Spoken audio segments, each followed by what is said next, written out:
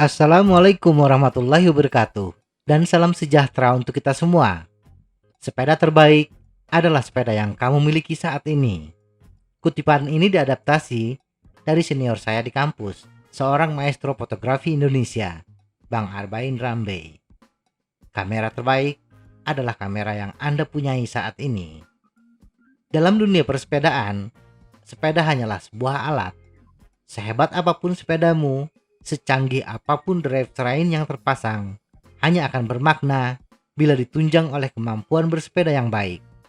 Sepeda murah, tetapi tidak murahan, bila dirawat dan disesuaikan dengan kondisi rute bersepeda dan kemampuan bersepeda yang andal, tidak kalah dengan sepeda yang mahal. Tetapi kita juga harus maklum, sepeda murah pastinya memiliki batasan tertentu. Bagaimana kita memahami karakter sepeda kita dan bagaimana menyesuaikannya dengan rute bersepeda kita adalah kunci sukses untuk bersepeda dengan nyaman.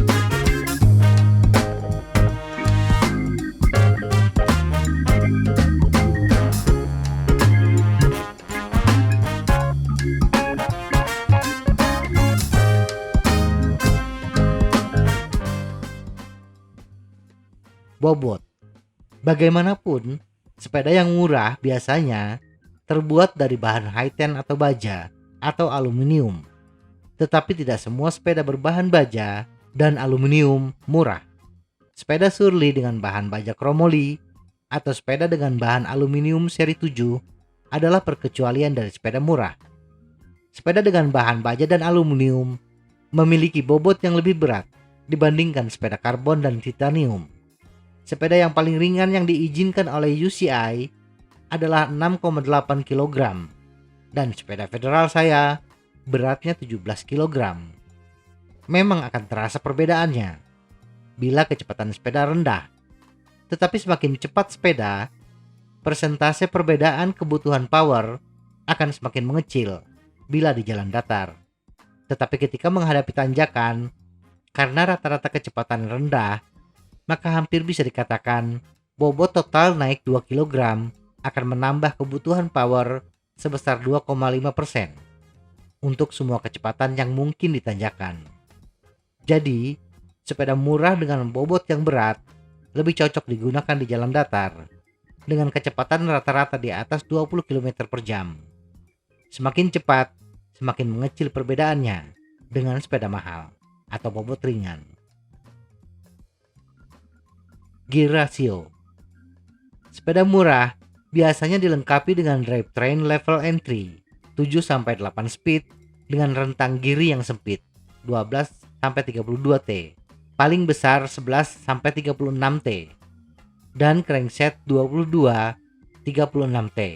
Low gear untuk ban 27,5 inci sebesar 16,8 inci. Sebenarnya memadai untuk pesepeda dengan kecepatan rata-rata di jalan datar antara 20-30 km per jam.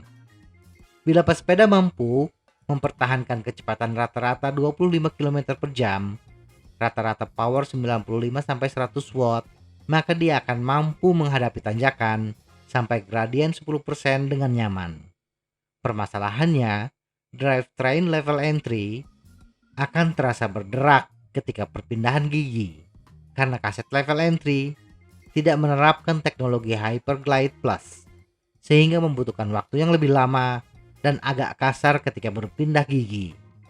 Perpindahan gigi yang agak kasar ini tidak akan terasa ketika bersepeda di jalan datar, karena tegangan rantai yang tidak begitu besar menyebabkan perpindahan sedikit lebih mulus, walaupun masih membutuhkan waktu yang lama.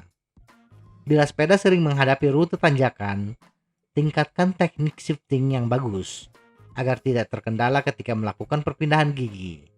Sedangkan untuk jalan datar, bila memungkinkan, ganti kaset dengan rentang gear yang lebih sempit, misalnya 11-28 T, karena step antar sprocket lebih sempit yang memudahkan ketika berpindah gigi. Rear derailleur. Drivetrain level entry dengan kombinasi gear 11-36T dan 22-36T membutuhkan long cage RD. Cage RD yang panjang ditambah dengan RD yang tidak menerapkan teknologi shadow ketika menghadapi medan off-road yang kasar seperti jalan makadam dan sering melakukan drop rintangan di atas 20 cm membuat RD terguncang hebat dan berpotensi terbentur permukaan jalan atau chainstay. RD level entry biasanya menggunakan material campuran plastik dan logam, sehingga bila mengalami benturan yang agak keras bisa menyebabkan RD patah atau rusak. Tetapi permasalahan tersebut tidak akan dialami pesepeda bila jalur bersepedanya relatif mulus, seperti jalan aspal di pegunungan. Jadi, bila rute bersepeda Anda kebanyakan jalur off-road, upayakan melakukan upgrade RD. Dan untuk menghemat biaya, jangan ubah speed drivetrain agar tidak perlu mengganti shifter dan rantai. RD dengan teknologi shadow memang biasanya untuk 10 speed ke atas, tetapi RD memungkinkan untuk diterapkan di speed yang lebih rendah. Yang terpenting adalah kaset dan shifter memiliki speed yang sama. Tetapi bila sepeda hanya digunakan di rute yang relatif mulus, tidak ada pengaruhnya menggunakan RD shadow. Jadi gunakan yang ada saat ini. Rem. Sepeda murah saat ini rata-rata sudah menggunakan rem cakram, walaupun masih menggunakan rem cakram mekanik. Memang kinerja rem cakram mekanik tidak sebagus rem cakram hidrolik. Perbedaan kedua sistem rem ini terletak di tenaga yang digunakan untuk menarik tuas rem. Bila kita perhatikan, kemampuan giring sepeda murah yang akan nyaman untuk tanjakan dengan gradien di bawah 10%.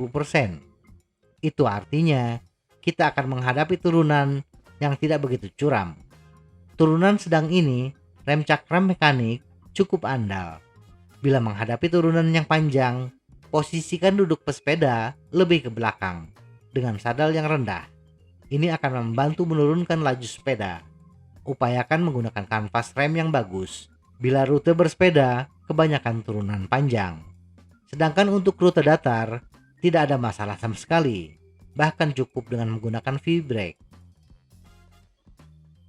Kesimpulan, menggunakan sepeda murah bukan berarti kita tidak bisa bersenang-senang bersepeda. Sepanjang kita bisa memahami karakteristik sepeda dan batasan kemampuan sepeda, perjalanan kita pun akan terasa menyenangkan. Semoga informasi ini bermanfaat. Tetap sehat. Salam goes.